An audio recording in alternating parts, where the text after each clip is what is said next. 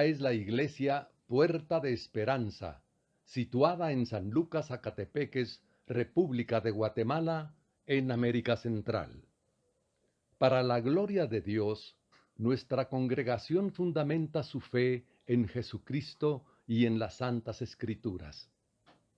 Agradecemos a Dios que hoy se pueda contar con Internet para cumplir con cabalidad el mandamiento de nuestro Señor Jesucristo, que es predicar el Evangelio en todas partes del mundo. Con mucho agrado, ofrecemos hoy la prédica de nuestro pastor general, el licenciado Gustavo Adolfo Bonilla. Bueno, voy a continuar con nuestro capítulo número 11 de Marcos. Nos toca el versículo número 11. Y yo solo quiero hacerles un comentario ahí que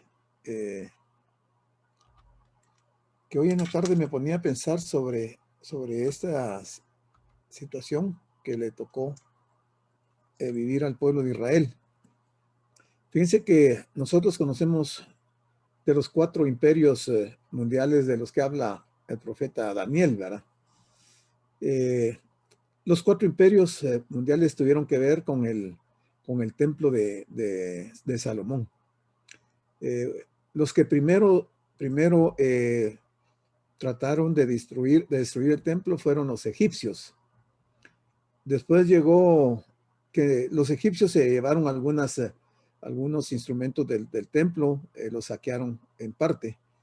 Pero luego llegó Nabucodonosor, el imperio babilónico, y ellos casi se llevaron todos los utensilios del templo, pero el templo siguió en pie. Luego tenemos al imperio de los medopersas. Bueno, al final Babilonia destruyó en parte el templo. En el imperio de los medopersas, ahí se extiende la orden para reconstruir el templo, y se reconstruye el templo por Esdras y Nehemías, Zorobabel también. Luego que llega el imperio griego, el templo es profanado y suceden cosas muy graves dentro de ese templo, y lo vamos a ver en un momentito.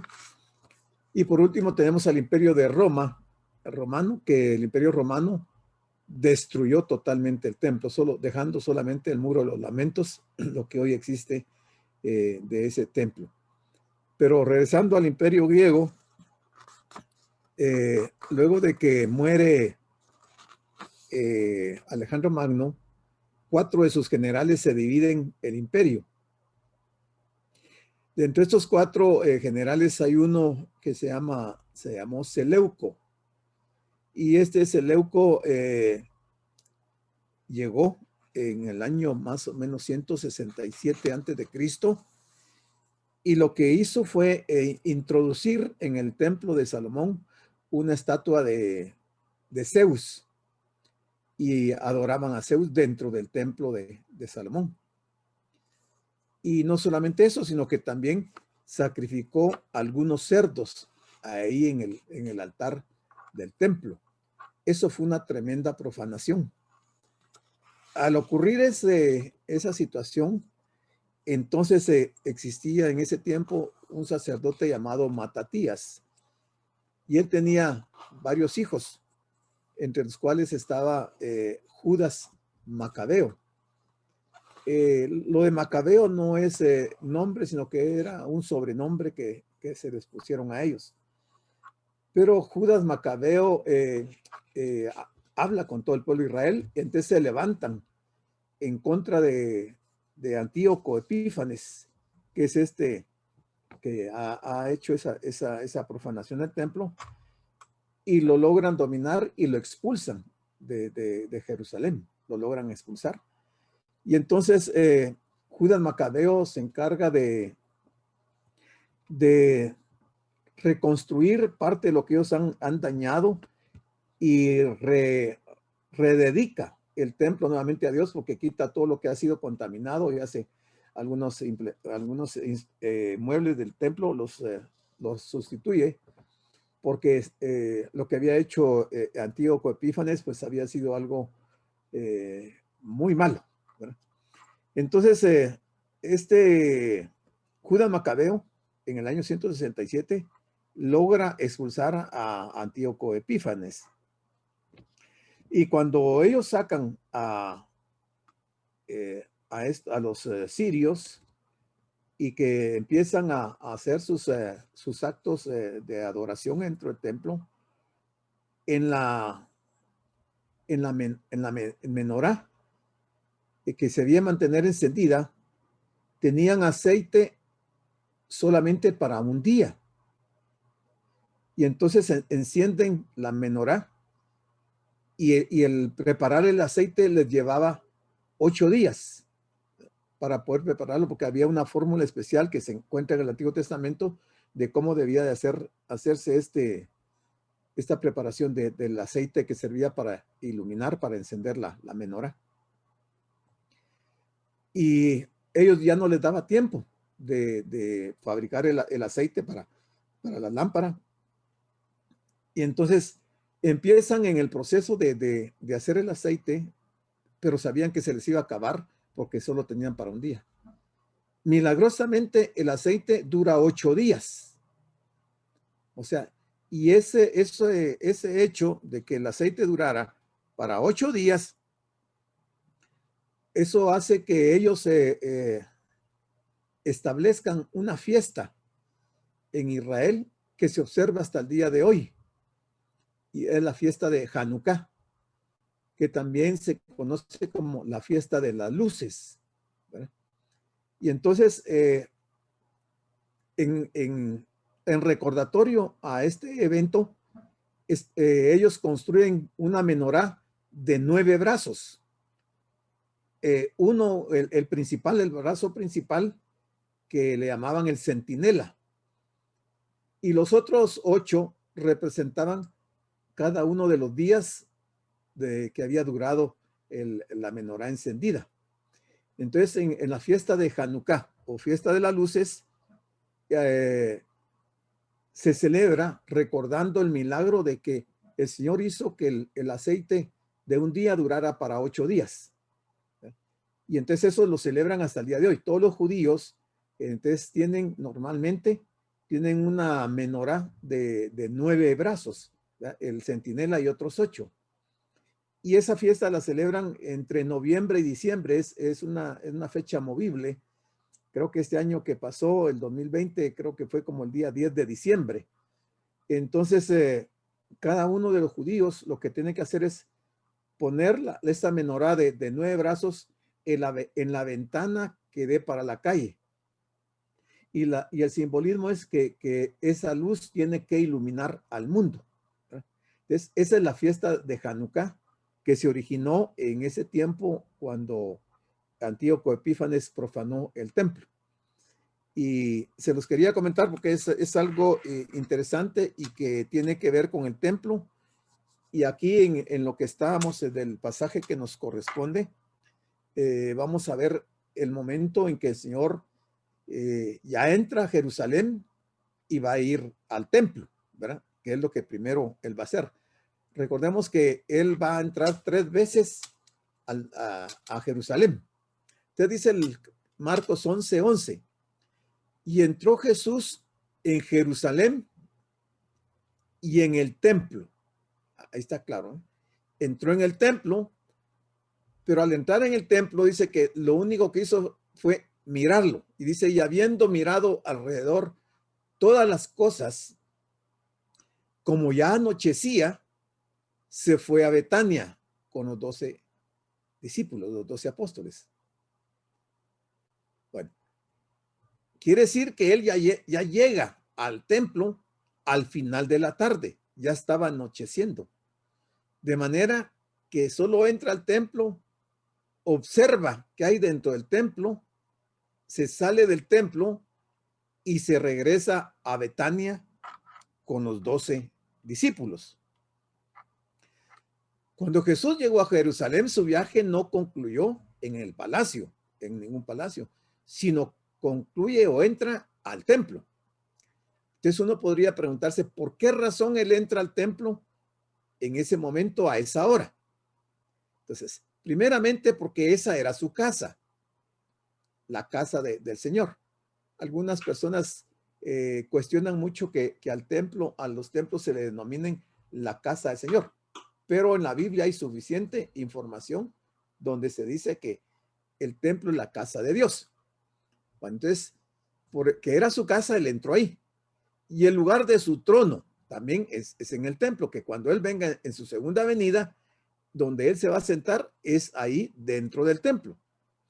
Así había sido siempre en la historia de Israel, desde los días en que habían salido de Egipto, y Dios mismo moraba entre ellos en el tabernáculo. Al principio, ¿se recuerdan?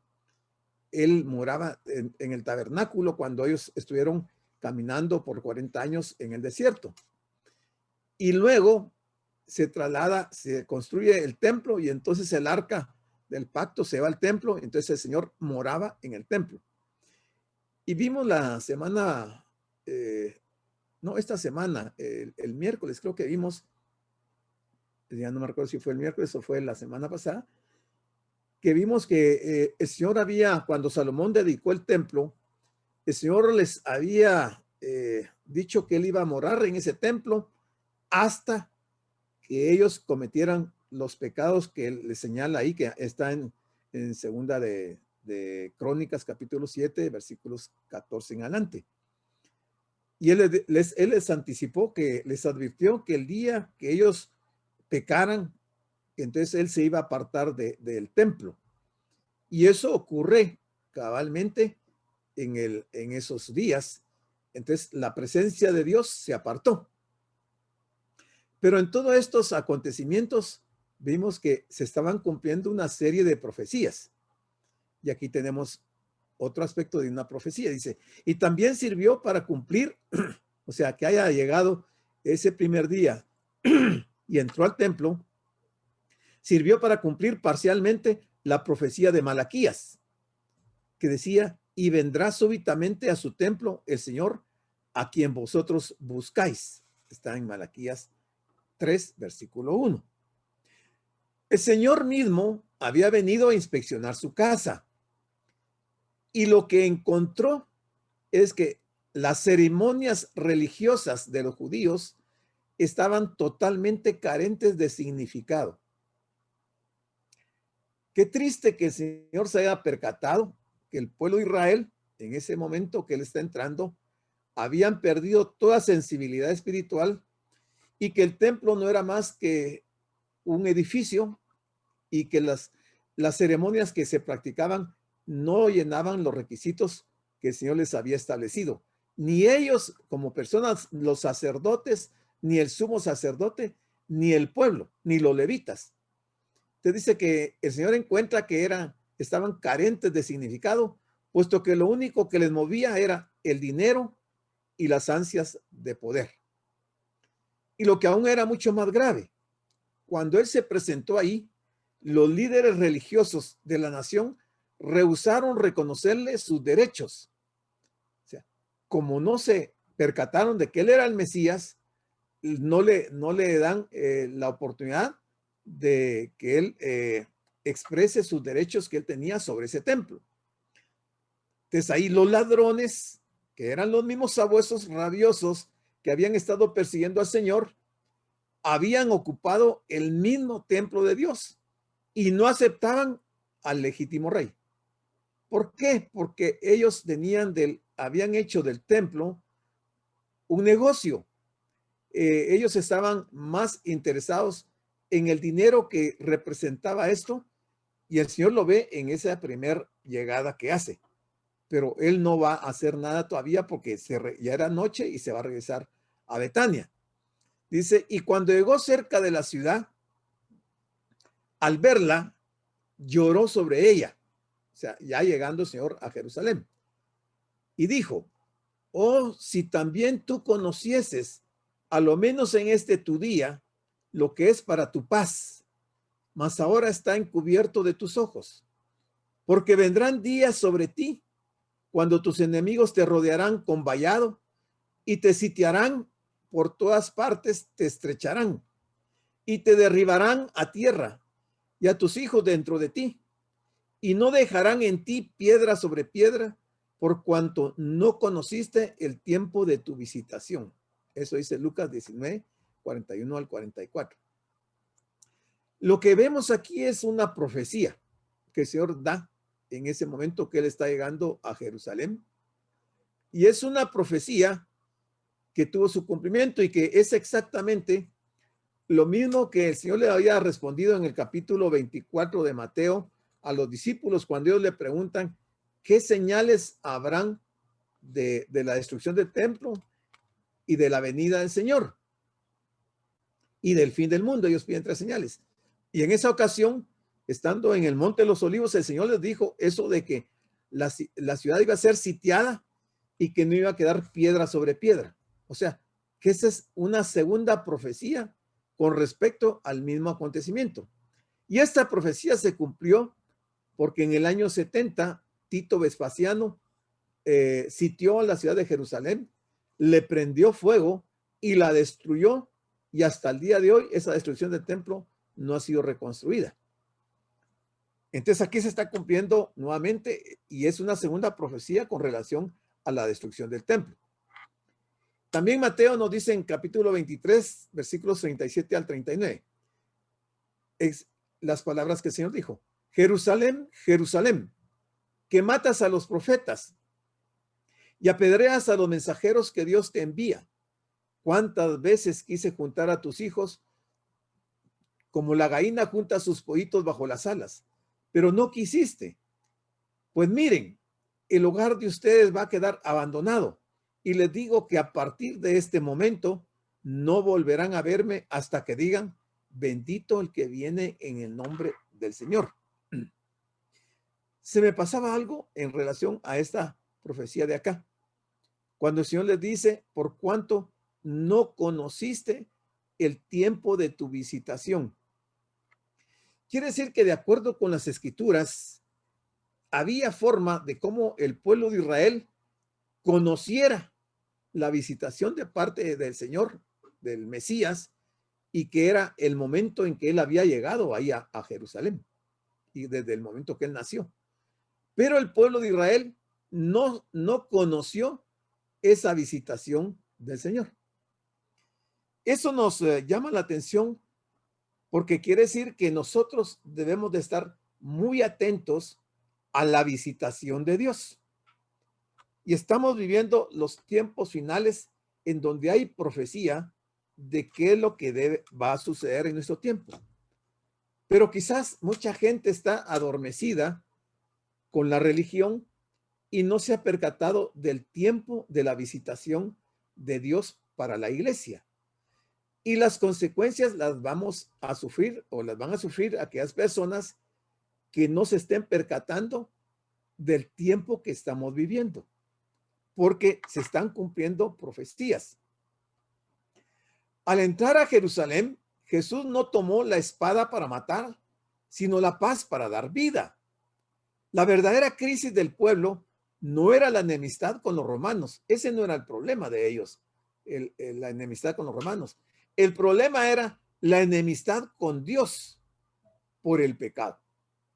Y eso marca una tremenda diferencia y consecuencias tan tremendas que Israel lleva ya casi 2000 años sufriendo las consecuencias de no haber conocido el tiempo de su visitación y haberse quedado sin el templo, donde ya no pueden hacer los sacrificios y no pueden presentar las acciones de gracias ni nada, porque no existe templo y porque también los sacerdotes desaparecieron, el sumo sacerdote, se perdió el arca del pacto y se perdieron un montón de cosas. Y entonces el pueblo de Israel ha estado sin poder celebrar algún sacrificio a Dios.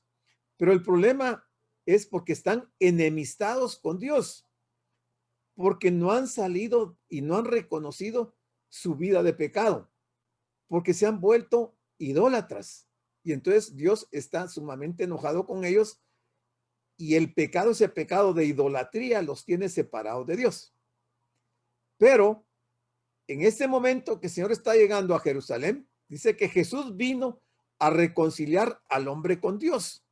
No vino a condenar o a matar. Él vino a dejarse condenar y a morir por todos. Y es lo que mucho del pueblo de Israel no entiende también, que en este tiempo el Señor ya pagó el precio de nuestra salvación y que Él ha querido reconciliarnos con Dios. Gracias a Dios, nosotros los gentiles, sí, por la visitación que el Espíritu de Dios hizo en nuestras vidas, hemos reconocido el tiempo que estamos viviendo y estamos adorando al Señor como Él lo demanda.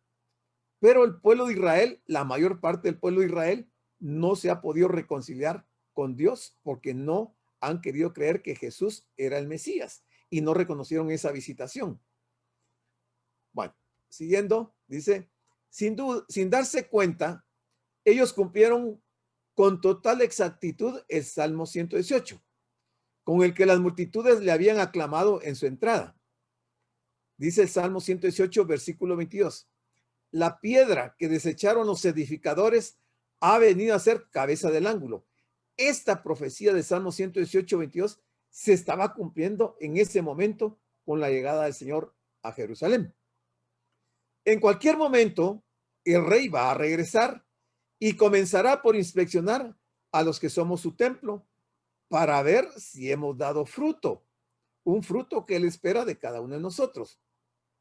Entonces tenemos que tomar en serio las advertencias que él deja establecidas en su palabra para que no nos vaya a pasar como al pueblo de Israel. Porque si no estamos distinguiendo estas instrucciones para nosotros como iglesia, nos va a pasar exactamente lo mismo que a Israel y vamos a tener que sufrir las consecuencias. Mientras las personas creen que su problema es estar bajo el dominio romano y que el Mesías ha venido a liberarlos, Jesús actúa manifestando que el verdadero problema de ellos es la esclavitud del pecado. Mire, ¿desde cuándo? Bueno, el pecado ni siquiera empezó en ese momento de cuando el Señor llega a Israel, sino que el pecado viene casi desde el inicio de la creación del ser humano en el huerto del Edén. O sea, es un problema viejísimo y la raza humana no ha podido superar eso y eso hace que Dios esté apartado del ser humano. Dice, y que Él ha venido a darles verdadera libertad. Juan, el apóstol Juan, escribe en San Juan 8:32, y conoceréis la verdad, y la verdad os hará libres. Pablo agrega algo en Romanos 5, del 1 al 2, que dice, justificados, pues por la fe, tenemos paz para con Dios. ¿Cómo? Por medio de nuestro Señor Jesucristo, por quien también tenemos entrada por la fe a esta gracia, en la cual estamos firmes y nos gloriamos en la esperanza de la gloria de Dios. Romanos 5, 1 y 2. Pero también nos dice en Romanos 5, del 10 al 11, porque si siendo enemigos fuimos reconciliados con Dios por la muerte de su Hijo, mucho más, estando reconciliados, seremos salvos por su vida. Y no solo esto, sino que también nos gloriamos en Dios por el Señor nuestro Jesucristo, por quien hemos recibido ahora la reconciliación. Este proceso de reconciliación solamente lo pudo haber hecho el Señor a través de su muerte en la cruz del Calvario. O sea que el haber ido él a la cruz tiene un sinfín de beneficios para cada uno de nosotros. Pero uno de esos beneficios importantes es que el Señor nos reconcilió con el Padre y hoy tenemos entrada por la fe a la gracia de Dios, lo cual debemos de valorarlo, hermanos, porque no es cualquier cosa. Él vino a dar su vida en rescate por muchos. Aunque es el Rey del universo, no entró con actitud de Señor, sino de siervo. Y eso lo vemos en Mateo 20, 28, que dice, como el Hijo del Hombre no vino para ser servido, sino para servir y para dar su vida en rescate por muchos. Mira, ahí hay una serie de versículos que nos enfatizan acerca de los beneficios espirituales que nosotros tenemos. Entonces aquí tenemos una imagen cuando ya el Señor va entrando a Jerusalén. y decíamos que la profecía se cumplió porque en el año 70 después de Cristo, el Imperio Romano envió un ejército comandado por el general Tito y sitiaron la ciudad de Jerusalén hasta dejarla sobre el polvo, incluido el templo. Hoy solo queda el muro de los lamentos, pero también hasta el día de hoy muchos judíos siguen esperando al Mesías, de los que no han creído que él ya vino en su primera venida. Y entonces, como dice que ya era tarde cuando él entra al templo y tiene que irse a Betania, dice que después de haber mirado alrededor todas las cosas, aunque se suponía que esa era su casa, lo que vio no le permitía encontrarse cómodo ahí y se fue, no se quedó. Entonces, ¿qué es lo que vio que tanto le desagradó para que no se haya quedado en el templo y se haya ido? Bueno, si seguimos leyendo, veremos que cuando al día siguiente regresó, volcó las mesas de los cambistas y las sillas de los que vendían palomas y dijo: mi casa será llamada casa de oración para todas las naciones, mas vosotros la habéis hecho cueva de ladrones. Regresando al aspecto de Antíoco Epífanes, cuando él introduce la imagen, la estatua de Zeus y sacrifica a los cerdos en honor a ese dios de él, Zeus, ahí tenemos varias figuras. Porque vemos que Antíoco Epífanes es un prototipo del anticristo. Porque exactamente en la semana 70, el anticristo va a penetrar en el templo y va a levantar una imagen de él mismo y va a pedir que se le adore como a Dios. Entonces, eso hizo Antíoco Epífanes, solo que lo hizo con la estatua de Zeus. Y como si decimos que Antíoco es prototipo del anticristo, mire cómo son las cosas interesantes. Porque gracias a Dios, el Señor no iluminó a Antíoco para que hubiera sacrificado corderos, sino que sacrificó cerdos. Y entonces le ofreció sangre de cerdos a la estatua que representa y es prototipo de Satanás. Eso no era lo que sucedía en Israel. Israel sacrificaba corderos al Dios verdadero. En el periodo de la gran tribulación, entonces el anticristo va a sacrificar animales a Satanás nuevamente, porque el anticristo le va a dar toda honra, honor y alabanza a la serpiente antigua, y entonces le va a sacrificar también sangre.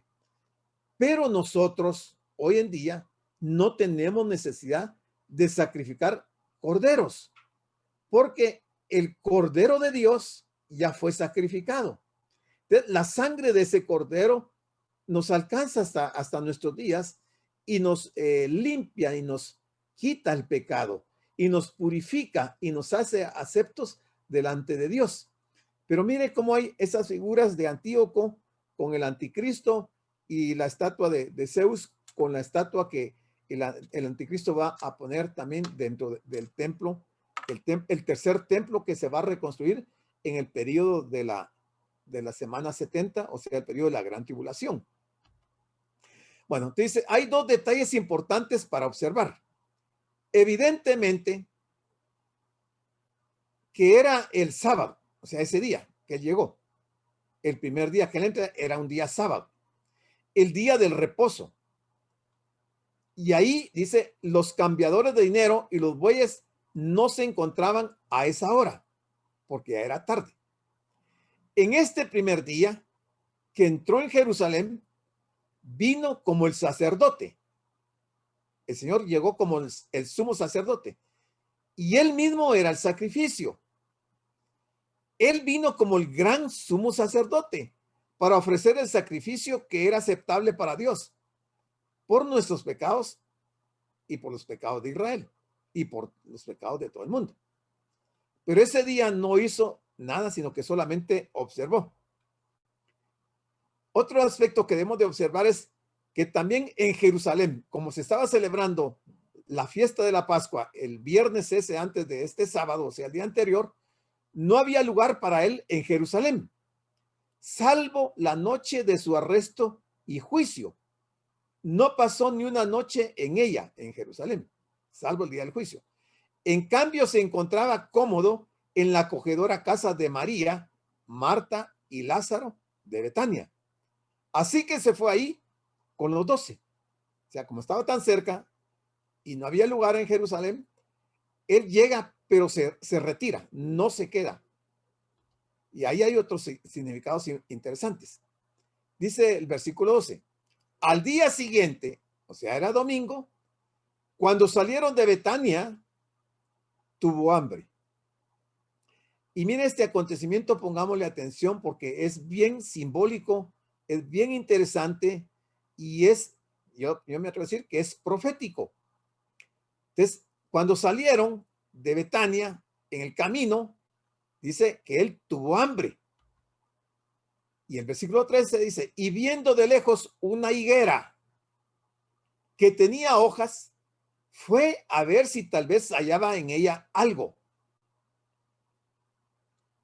Si él en su omnisciencia sabía que había un pollino que estaba en Betfagé, en la aldea de enfrente, que el pollino estaba amarrado fuera de la casa, que el pollino nadie lo había montado y sabía las palabras que le iban a decir a los discípulos y él había dicho que debían de responder. ¿No les parece a ustedes curioso que él haya ido a la higuera a ver si hallaba algo? ¿No sabía él que esa higuera no tenía fruto? Por supuesto, ¿va? En su omnisciencia, él sabía que la higuera no tenía fruto.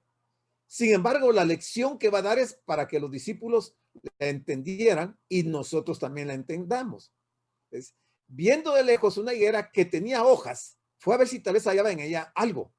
Pero cuando llegó a ella, nada halló sino hojas, pues no era tiempo de higos.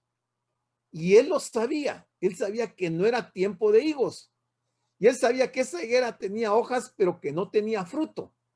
Pero es que aquí es donde va a dar una tremenda lección, no solo a los discípulos, a la gente que lo seguía, sino que a nosotros como iglesia. ¿Qué era la higuera? La higuera es un símbolo de Israel. A lo largo del Antiguo Testamento, Dios se había referido a su pueblo Israel bajo el símil de una higuera.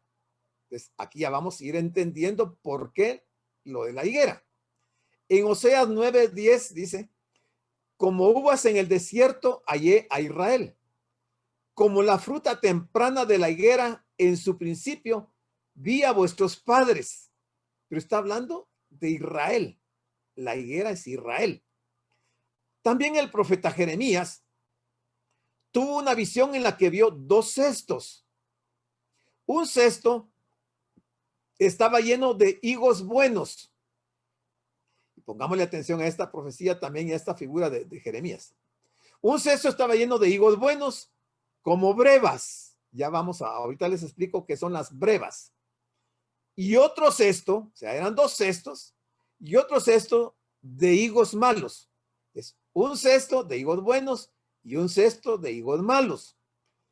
Y dice Jeremías que no se podían comer estos higos malos.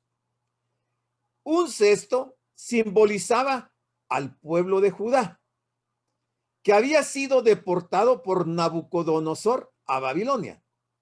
Ese era el cesto de los higos buenos. Y estos que fueron deportados a Babilonia habían permanecido fiel a Dios. Si no todos, una gran mayoría. Recordemos que ahí iba Daniel, iban sus amigos, el mismo Jeremías, Ezequiel. Estos profetas fueron llevados también a Babilonia.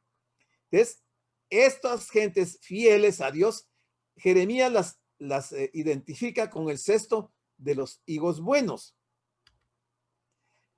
que es una breva. La breva, también conocida como albacora, es el fruto de la primera de las dos cosechas que produce la higuera. O sea, una higuera produce 2 veces al año. Entonces, los higos pequeñitos, cuando están empezando a crecer, a eso se le llamaba breva. Y entonces también eran comestibles. Pero esta higuera no tenía ni brevas. Entonces, el otro cesto era el que había quedado en Jerusalén. Uno era Judá, el otro Jerusalén.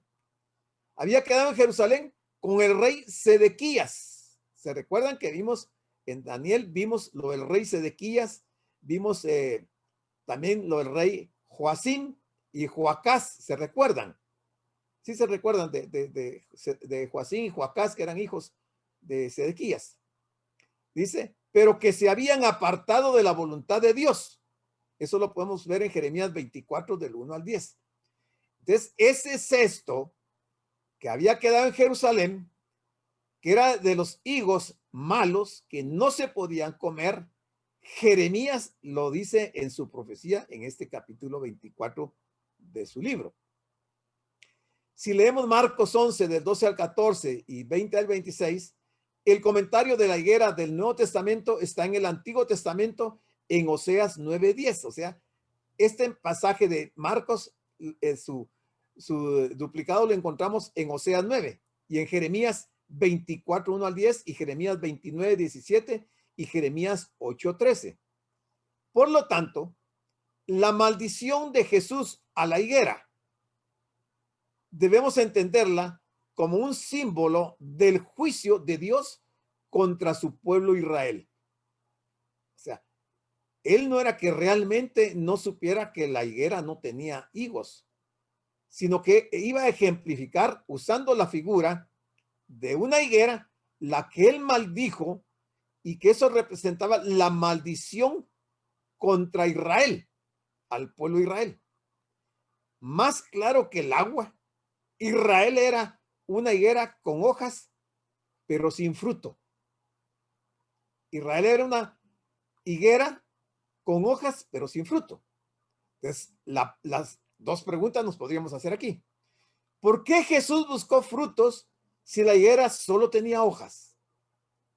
La segunda pregunta, ¿por qué Jesús buscó higos si no era tiempo de que la higuera diera fruto? Porque no se está refiriendo a la higuera físicamente, a la plantita esa. Se estaba refiriendo a Israel. A eso se estaba refiriendo, usando a la higuera. Pero la maldición y el simbolismo no queda solamente para Israel. En Palestina, cuando llega la primavera y aparecen las primeras hojas de las higueras, estas vienen acompañadas por unos pequeños nódulos que son las brevas o botones que son comestibles. Si estos pequeños higos no aparecen en ese tiempo, esto indica que el árbol, a pesar de tener hojas, será estéril y no producirá frutos. La higuera que no da las brevas está indicando que va a ser, que es una higuera estéril. Nunca va a dar frutos. Y como aquí la figura es Israel, Israel nunca iba a dar frutos. Esto ocurrió en la mañana del segundo día, cuando ellos venían de Betania. Este era el segundo día en que Jesús entró en triunfo. Este pequeño incidente había causado una gran controversia. En este día, él limpió el templo y pronunció un juicio sobre la higuera. En el segundo día, él limpió el templo y pronunció un juicio sobre la higuera. Dice el versículo número 14.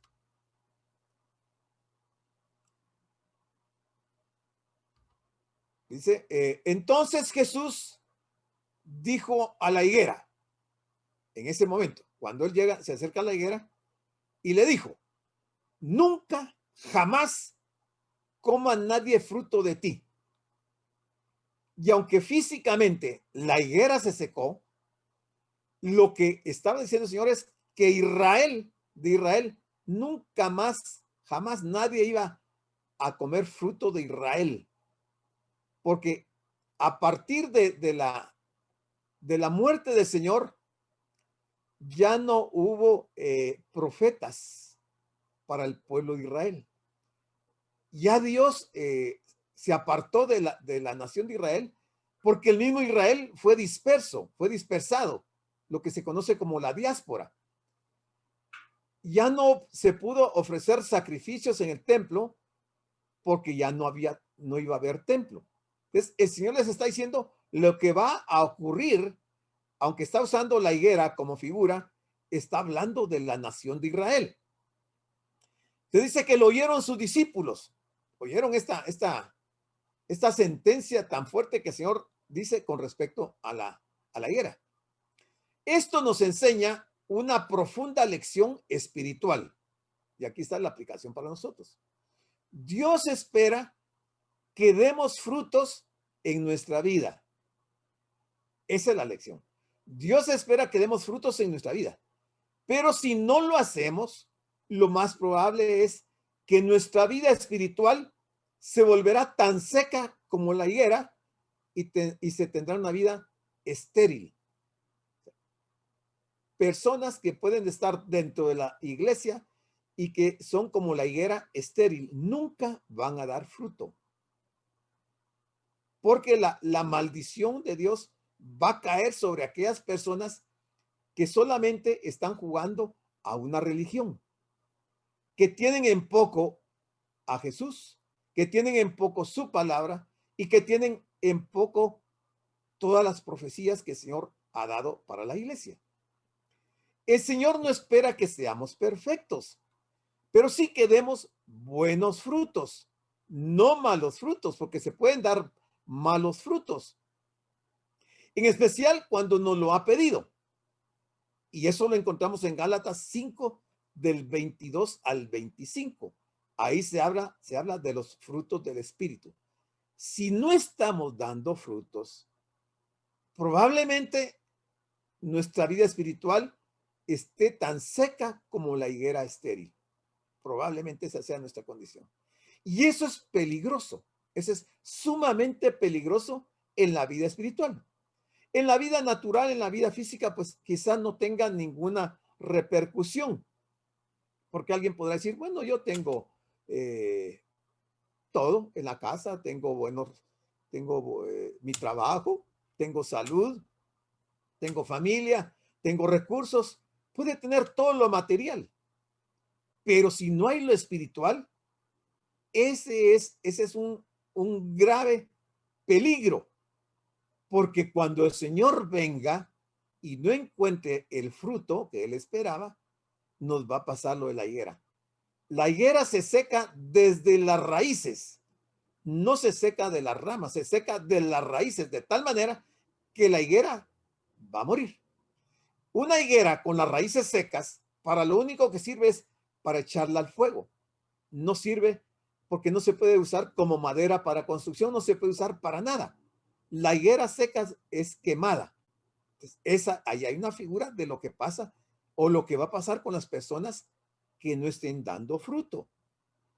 Ese fue el mismo mensaje que en el futuro sería enviado a la iglesia de la Odisea, en Asia Menor. Sus miembros tenían abundancia de recursos, lo que hablábamos, recursos materiales, pero según el diagnóstico divino, eran pobres y eran ciegos y necesitaban colirio para aplicárselo a los ojos y así poder ver.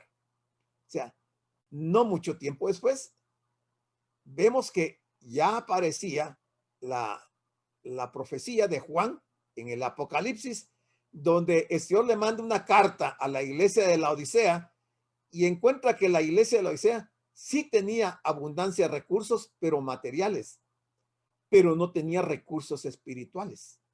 Y estamos hablando de una iglesia. Eso quería decir que el Espíritu Santo no estaba con aquella iglesia. Mire todo lo que tiene este pasaje. Este milagro, que es el último que Marcos recoge, si aceptamos la resurrección, por supuesto, es muy diferente a todos los demás que hemos visto hasta ahora, puesto que Jesús usa su poder para destruir y maldecir en lugar de bendecir y dar vida. ¿Sí? Es el único lugar donde encontramos a Jesús destruyendo y maldiciendo en lugar de bendecir y dar vida. Entonces la pregunta es, ¿qué propósito tiene todo esto? De hecho, lo que Jesús hizo con la higuera del camino a Jerusalén era lo mismo que el profeta Jeremías había anunciado que Dios haría con su pueblo Israel. Si vemos un pasaje como el de Jeremías 8:13, dice, los cortaré del todo, dice Jehová. No quedarán uvas en la vid, ni higos en la higuera, ni se caerá la hoja, y lo que les he dado pasará de ellos. Mire, tremenda y peligrosa profecía que Jeremías dice con respecto a Israel. Y esto el Señor lo ratifica, lo confirma en este momento que él está entrando a Jerusalén y encuentra la higuera sin fruto. Ahí él lo maldice en definitiva y entonces Israel entró en el problema que hasta el día de hoy tiene. Un símbolo de la religión de Israel. Como ya hemos dicho, la higuera era un símbolo de Israel. Muchas hojas, pero sin frutos. La noche anterior Jesús había tenido ocasión de comprobar esto en su visita al templo. Y justo en este momento se disponía a ir allí nuevamente para hacer una de las acusaciones más graves que podemos imaginar. Dice, mi casa será llamada casa de oración para todas las naciones, mas vosotros la habéis hecho cueva de ladrones. Marcos 11:17. Esto nos pone a pensar, hermanos, de que la casa de Dios, que es la iglesia, hoy en día, como en aquel tiempo, está llena de ladrones. No todos, por supuesto, pero hay muchos ladrones dentro de la casa de Dios.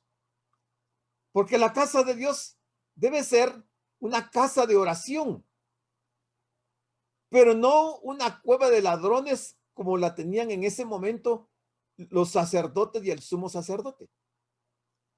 Fíjese que cuando los judíos llegaban a Israel en ese tiempo, ellos tenían la obligación de presentar un sacrificio a Dios. Ellos tenían que llevar o un cordero o presentar palominos o un buey o alguno de los animalitos que estaban establecidos. Pero si algún judío llegaba con su propio cordero, tenía que pasar por la supervisión de algunos levitas que estaban comisionados para examinar los animales para ver si ¿cómo se llama? Llenaban los requisitos para el sacrificio. Pero lo que hacían los levitas era que descartaban todos los corderos, los palominos y todo lo que los judíos llevaban para el sacrificio, porque ellos tenían montado un negocio ahí, de tal manera que ellos les vendían a los judíos el cordero, los palominos, los bueyes o el animal que tenían que sacrificar.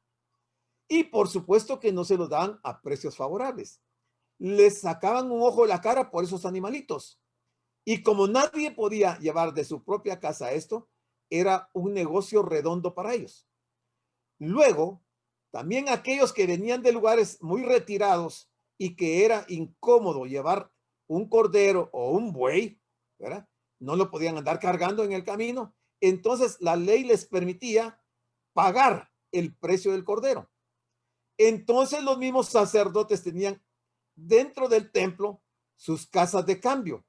Entonces, no les aceptaban la moneda que ellos llevaban, sino que la tenían que cambiar ahí dentro del templo con los mismos sacerdotes. Obviamente que el tipo de cambio era un negociazo para ellos. Y entonces uno entiende por qué el Señor le dice que han hecho la casa de Dios una cueva de ladrones. Pero era un negocio montado por el mismo sumo sacerdote y por los sacerdotes y por los levitas y toda la casta de sacerdotal que existía ahí. Y entonces ellos se habían convertido en ladrones. Y hoy, hermanos, uno se da cuenta, yo he visto videos de iglesias que le venden frasquitos de aceite a los creyentes. Y el frasquito de aceite de un color es para una enfermedad, de otro color es para otra enfermedad. Y así les venden una serie de artículos y de productos, camisetas, y les venden una serie de productos a la gente que no les cuesta barato. Y entonces esas congregaciones han hecho de la casa de Dios cueva de ladrones, porque se están enriqueciendo a costillas del pueblo. Por aparte, existe también el asunto que han contribuido a la cueva de ladrones algunos que no son levitas, que lo hacían en aquel tiempo y que también hoy hay gente que está dentro de la casa de Dios y que son los tienen las iglesias ahí recluidos, pero que son ladrones y han hecho de la iglesia una cueva. Eso es peligrosísimo. Eso es atentar contra su vida. Eso no se puede hacer porque estamos poniendo la cabeza en la guillotina. De hecho, lo que Jesús hizo con la higuera del camino a Jerusalén era lo mismo que el profeta Jeremías había anunciado que Dios haría con su pueblo Israel. Jeremías 8:13. Ya lo vimos, ¿verdad? Sí. Este también, es que yo estaba apachando la tecla que no era. Mateo 21:7, 21 al 23. No todo el que me dice, Señor, Señor, entrará en el reino de los cielos, sino el que hace la voluntad de mi Padre que está en los cielos. Muchos me dirán en aquel día, Señor, Señor, ¿no profetizamos en tu nombre? Y en tu nombre echamos fuera demonios, y en tu nombre hicimos muchos milagros. Y entonces les declararé, nunca os conocí. Apartados de mí, hacedores de maldad. Ser miembros de una iglesia, el participar de la cena del Señor, el participar de otras actividades, pueden ser únicamente hojas si no hay frutos del Espíritu de Dios en nuestras vidas. Y esto es delicado.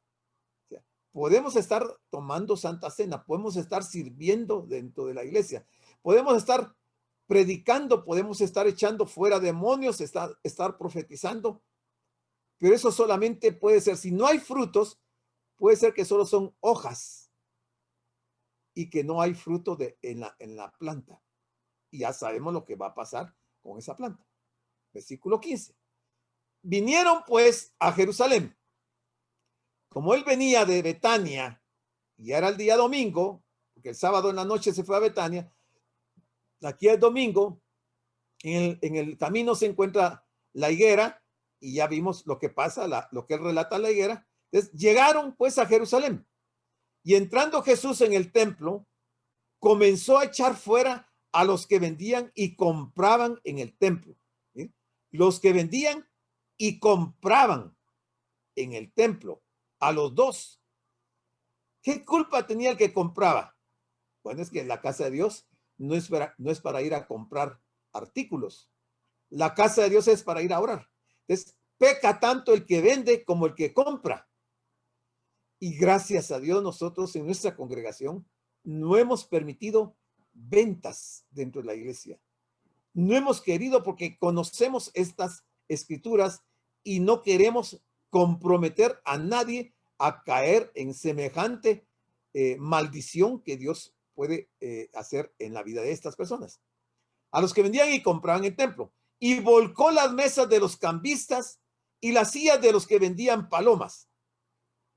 Aquí vemos una actitud del Señor como no se ve en otras partes de la Biblia. Él está sumamente airado, está enojado, y aunque muchos, y es cierto, pues, Dios es amor, el Señor es amor, pero hay momentos en que el Señor se enoja y se aira y va a actuar violentamente como hizo acá, volcarle las mesas a los cambistas, los que cambiaban la moneda, y las sillas de los que vendían palomas, y echó fuera a los animales. porque esa era la casa de Dios. Esto realmente no lo estaban haciendo los sacerdotes dentro del puro templo. Lo estaban haciendo en el área que estaba designada para los gentiles, porque estaba el área de los gentiles, estaba el área de las mujeres y estaba el área de los hombres, y donde estaban los sacerdotes, los levitas, y luego ya estaba el puro templo. Entonces, en el área, en el patio de los gentiles, ellos tenían montado este negociazo y el Señor les echa por el suelo esto. Como era el negocio del sumo sacerdote y de todos los sacerdotes y todos tenían su tajada ahí, obviamente que cuando se dan cuenta que el Señor hace esta acción de voltearle las mesas y sacar los animales, se enfurecieron el sumo sacerdote y los sacerdotes, porque les estaba echando por tierra su gran negocio que tenía. Y entonces le van a hacer algunas preguntas que él les va a responder con otras preguntas. Te dice, el cumplimiento, en este caso vamos a ver el cumplimiento de la profecía de Malaquías, que lo vamos a encontrar en el capítulo 2, versículo 17, hasta el capítulo 3, versículo 4. Y de esos versículos podemos sacar cinco aspectos interesantes. El primero, ¿dónde está el Dios de justicia? Y vamos a ver. Y dice el segundo, yo envío mi mensajero, el cual preparará el camino delante de mí. Ustedes dirán, ¿qué tiene que ver esto con el templo? Tiene que ver mucho, va a ver. Limpiará a los hijos de Leví. Las dos entradas de Jesús en el templo. Y quinto, vuestra casa os es dejada desierta. Entonces veamos qué es lo que dice Malaquías. Aunque habían pasado más de 400 años desde que Malaquías había profetizado esto, la situación no había cambiado mucho. 400 años y la situación no había cambiado. Pero no solamente 400 años. Esto venía desde la invasión de Egipto, después de la invasión de Babilonia, después la invasión de los medopersas, después la invasión de los griegos y por último la invasión de los romanos. Entonces aquí no solamente se puede hablar de los 400 años desde Malaquías, sino que estamos hablando de muchos años. Y el pueblo no aprendía, no entendía y seguía en su pecado y seguía cometiendo los mismísimos errores. Bueno, y si yo me voy al tiempo de hoy, han pasado 2000 años de que sucedió esto y el problema sigue siendo el mismo en muchas congregaciones, en muchos creyentes. Te dice uno, ¿de qué ha servido la historia? ¿De qué ha servido la escritura que no hemos aprendido de esto? Te dice, aunque habían pasado más de 400 años desde que Malaquías había profetizado esto, la situación no había cambiado mucho y en esencia todo permanecía igual. El pueblo de Israel seguía estando bajo el dominio de una potencia extranjera. Y aunque ya no eran los persas de los tiempos de Malaquías quienes los oprimían, ahora sufrían bajo el yugo de Roma. Y en esta situación que se venía perpetuando durante siglos, el pueblo se preguntaba, ¿dónde está la justicia? ¿Dónde está el Dios de justicia? Era lo que veíamos acá. ¿Dónde está el Dios de justicia? Tiene que relacionarse con la profecía de Malaquías. Entonces el pueblo, como seguían en una esclavitud detrás de un imperio, otro y otro y otro, se había perpetuado prácticamente la esclavitud, ellos se hacían la pregunta, y lo dice ahí Malaquías, ¿dónde está el Dios de justicia? Malaquías profetizó en el nombre de Dios que antes de la venida del Mesías sería necesario que apareciera un mensajero que tendría que preparar su camino. Hermanos, nos vamos a quedar aquí.